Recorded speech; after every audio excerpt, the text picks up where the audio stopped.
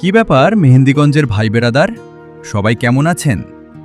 গ্রামের গল্প থেকে আমি জাকির আজ আপনাদের নিয়ে এসেছি এক্কেবারে অন্য রকম এক জায়গায়। আমাদের এলাকার ঐতিহ্যবাহী উলানিয়া মুজাফফর খান ডিগ্রি কলেজ। ওপর থেকে ড্রোনের চোখে দেখতে কেমন লাগছে বলেন তো? পুরো মাথা নষ্ট করা ভিউ, তাই না?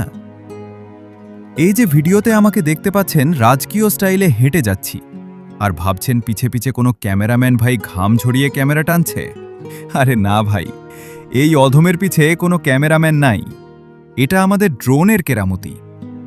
ড্রোন মামাকে ফলো মোড অন করে দিয়ে বলেছি, মামু আমি যেভাবে হাঁটব তুমিও ঠিক সেভাবে আমার পিছে পিছে আসবা। কেমন দিল দেখছেন? ডিজিটাল যুগের ডিজিটাল কারিশমা। এরপর আমরা তিন মূর্তি মিলে গিয়ে বসলাম কলেজের এই সুন্দর গোল চত্বরটায়। চারপাশে এত সুন্দর ফুল আর গাছপালা যে মনটা জুড়িয়ে যায়।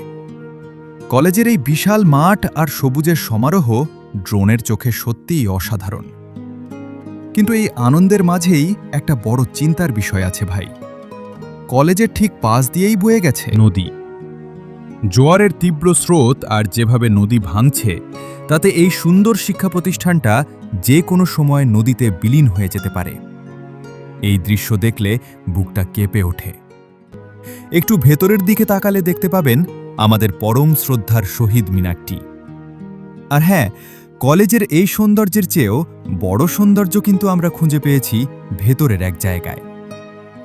আমরা যখন কলেজের ভারপ্রাপ্ত অধ্যক্ষ মোহাম্মদ জাহাঙ্গীর আলম স্যারের রুমে গেলাম, স্যার আমাদের যেভাবে আপন করে নিলেন তা ভোলার মতো নয়।